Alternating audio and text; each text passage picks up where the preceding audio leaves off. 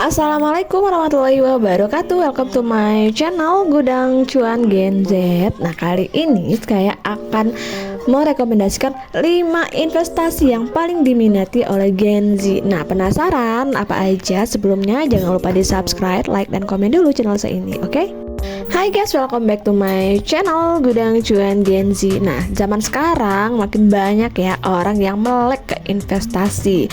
Nah, nggak kecuali oleh para Gen Z generasi yang kemungkinan lahir ya pada tahun 97 sampai dengan 2012. Nah, mulai dari beragam macamnya yang bisa digunakan oleh Gen Z untuk meraup potensi untung dari investasi. Nah, tetapi masih bingung kan ya memilih instrumen yang cocok dengan kebutuhan kita. Nah, berikut beberapa instrumen investasi Gen Z yang paling diminati dan juga bisa dijadikan referensi untuk teman-teman semua. Nah, yang pertama ada yang namanya emas. Nah, pasti ya di sini apalagi bagi para cewek Gen Z paling sering banget berbelanja emas. Jadi di sini emas ini nggak hanya untuk perhiasan aja, tetapi jadikan untuk tabungan atau investasi untuk jangka panjang. Nah, untuk survei Insight Center pada tahun 2021 menunjukkan emas sebagai instrumen investasi pertama atau presentasinya sebanyak 46,5% yang dipilih oleh Gen Z. Nah, alasannya karena jenis investasi ini relatif aman, rendah resiko, dan nilainya cenderung stabil. Dan juga selain itu, teman-teman bisa berinvestasi bisa mulai dari 0,01 gram aja. Nah, apalagi untuk investasi emas kini bisa dilakukan secara digital. Teman-teman bisa memonitor aset emas teman-teman kapan aja dari aplikasi.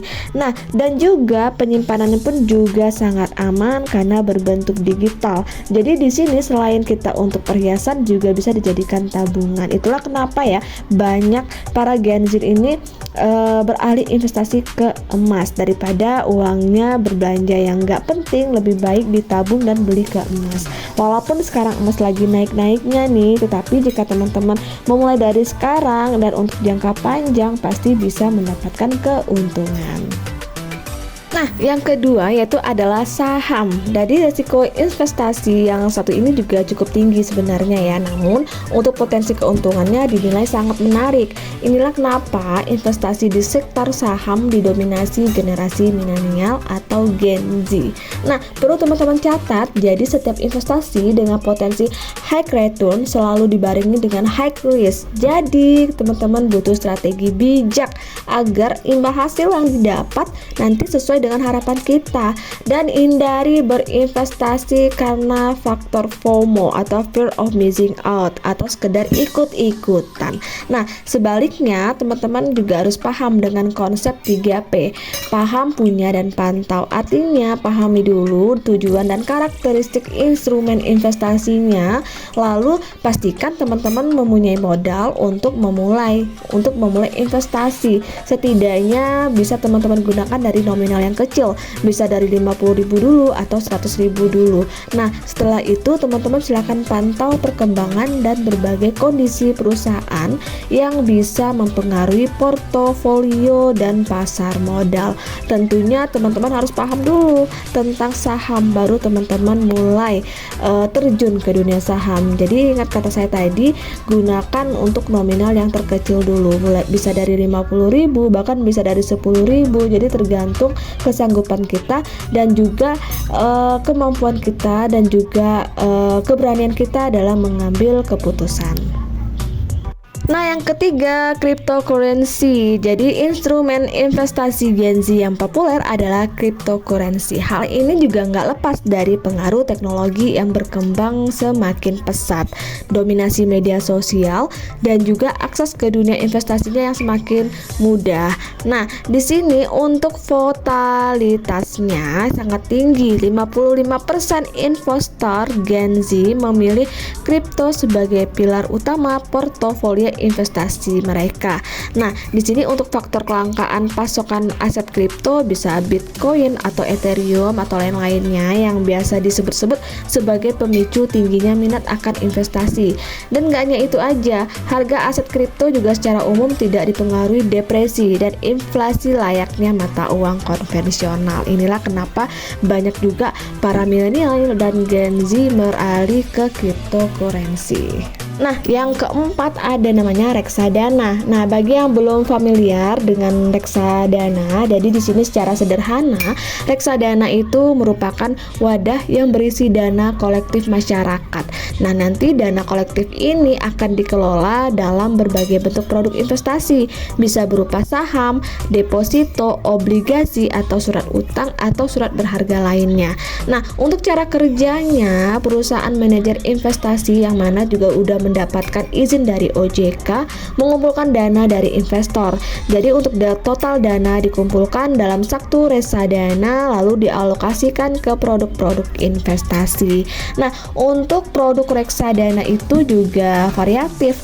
Beberapa di antaranya ada reksadana pasar uang, reksadana pendapatan tetap, reksadana campuran, reksadana saham, dan juga ada reksadana indeks. Nah, masing-masing memiliki tujuan, strategi, jangka waktu, biaya, dan risiko sendiri. Nah, apa sih keuntungannya untuk kita memulai investasi di reksadana ini? Yaitu tentunya untuk modalnya sangat terjangkau. Mulai dari 10.000 aja teman-teman udah bisa memulai investasi di reksadana.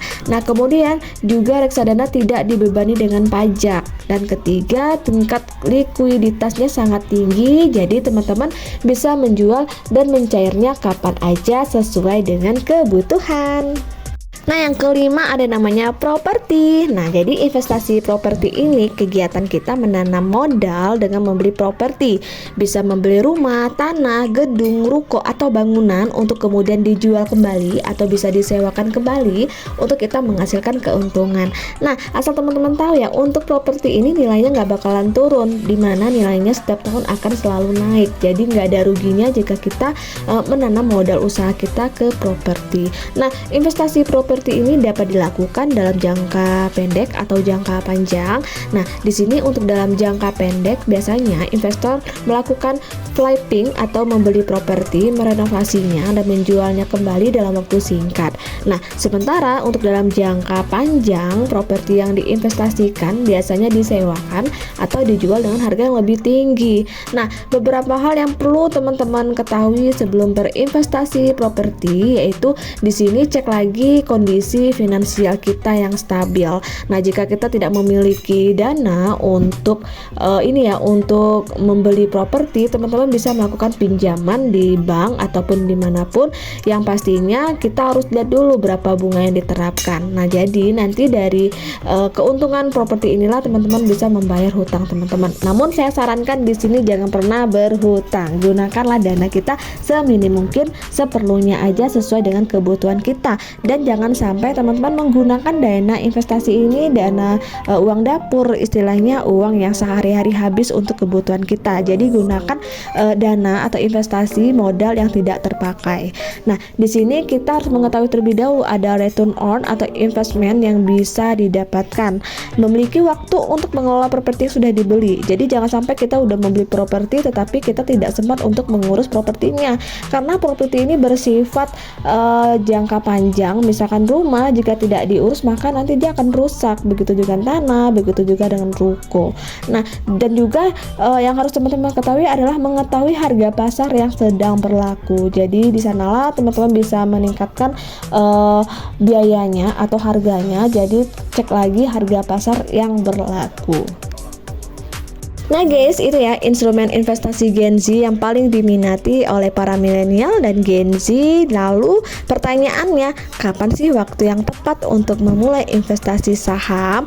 Nah, jawabannya sedini mungkin, terutama bila kita sudah memiliki penghasilan. Jadi tertarik untuk berinvestasi, jangan lupa cek lagi video saya ini dan langsung tanam saham teman-teman agar bisa mendapat keuntungan. Akhir kata, wassalamualaikum warahmatullahi wabarakatuh.